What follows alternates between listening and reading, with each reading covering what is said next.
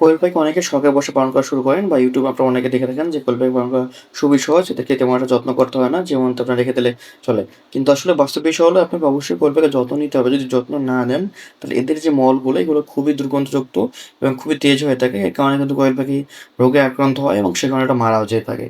তো আমাদের যে বাচ্চাগুলো আপনি দেখতে পাচ্ছেন এগুলো কিন্তু আমরা বোর্ডে এবং ভ্যাকসিনের পরে আমরা ৭ দিন পরে নিয়ে আসছিলাম এবং আজকে আপনার ১৬ তারিখে আমাদের মোটামুটি ভালো একটা টাইম গিয়েছে ওদের পিছনে। এবং এইটা আমরা যেটা করব যে ব্রুডিং এর পর আমরা নিয়ে আসছি এবং ৪৫ দিনের মধ্যে আমরা লালন পালন করবো। কেননা যদি এটা ৩০ দিন না হয় তখন আমরা এটা বুঝতে পারবো না যে কোনটা পুরুষ এবং কোনটা মহিলা। এজন্য আমরা ৩০ দিন পরে পুরুষ মহিলা আলাদা করে দেবো এবং আমরা সেখান থেকে আমরা ময়ূরগুলো পালবো। পুরুষ আমরা কিছু বাইরে সেল করবো আর কিছু আমরা নিজেরা খেয়ে ফেলবো। এটা হলো আমাদের প্ল্যান। তো আমাদের আজকের যেটা কাজ সেটা হলো আমাদের এই ঘরটাকে আমরা পরিষ্কার করবো, পরিষ্কার করে নতুন তুষ দেবো। কারণ এই ঘরটার যে মলগুলো, এই মলগুলো অনেকদিন হয়ে গেছে। আমি সাধারণত যেটা চেষ্টা করি যে সপ্তাহে মিনিমাম একবার এই মলগুলো আমরা চেঞ্জ করে দিয়ে মানে নিচে যে তুষগুলো এগুলো আমরা পরিবর্তন করব। তো সেই হিসেবে আজকে আমরা এটি পরিবর্তন করব এবং এখানে নতুন করে তুষ লেচে দেবো। তো ওদেরকে আমি একটি খাঁচার ভিতরে রাখলাম, কিন্তু ওরা খাঁচার ভিতরে থাকলো না। ওরা চালাক এবং খুবই দৌড়াদৌড়ি করে। আপনারা ওদেরকে যদি বাইরে ছেড়ে দেন ধরতে আপনাদের খুবই কষ্ট হবে। আমার কয়েকটা কোয়েল পাখি বাইরে বের হয়ে গেছিল, কিন্তু এটা ধরতে খুবই কষ্ট হয়েছে। অনেক দৌড়াদৌড়ি করে, অনেক উড়াল দিয়ে অন্য জায়গায় চলে যায়। তো সেই হিসাবেই আমরা যেটা করলাম যে এটা ওদেরকে ২ টা ক্যারেটের ভিতরে রাখলাম। ক্যারেটের ভিতরে দিয়ে একটার ভিতরে একটা দিয়ে ঢেকে দিলাম। ওদের এখানে যে তুষগুলো ছিল, পুরাতন তুষগুলো, সেগুলো সবগুলো বের করলাম একটু বালতি এবং বেলচা দিয়ে। তারপর নতুন করে আবার তুষ দিয়ে দিলাম। নতুন তুষ দেওয়ার পর ওদেরকে ছেড়ে দিলাম। ছেড়ে দিয়ে দেখলাম যে ভালোই ওরা খেলাধুলা করতেছে নতুন তুষ পেয়ে।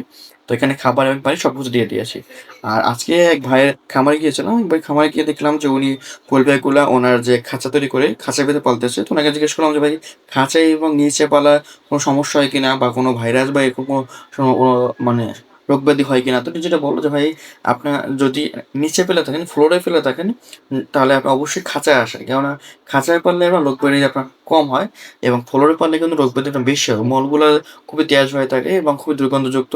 তো এটা কিন্তু ওদের ওগুলো পায়ে লেগে থাকে এবং বিভিন্ন সময় বিভিন্ন ভাইরাসের কারণে ওরা কিন্তু মারাও যেয়ে থাকে। তো আমি যেটা প্ল্যান করলাম সেটা হলো আমি ওদেরকে একটি খাঁচায় রাখবো। খাঁচায় রেখে সেখানে আমি পালন করবো। তো ওই ভাই যেটা বললো আরো সেটা হলো যে, "ভাই, এই আপনি একটা কোয়েল পাখি মিনিমাম আপনার ১ বছর মতো আপনার ডিম দেয়। ১ বছর পরে আবার ডিমগুলো আস্তে, আস্তে রেটটা কমে আসে। তো ওনার যেখানে যে আপনার কোয়েল পাখি রয়েছে এগুলো আপনার ১ বছর হয়ে গিয়েছে।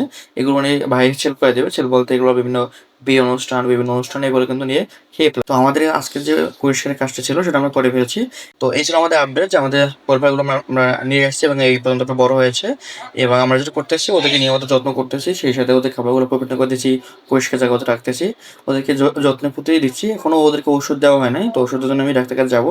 গিয়ে ওষুধের যে বিষয়গুলো ওগুলো ক্লিয়ার করবো। তো সেই বিষয়ে আপনাদের আরেকটি আমরা ভিডিও দেবো যে কোয়েল পাখি এই যে আপনার বোর্ডিং করার পরে যদি আপনি নিয়ে আসেন এবং ৪৫ দিনের মধ্যে যদি আপনি লালন-পালন করেন তাহলে কি ওষুধ আপনাকে দিতে হবে।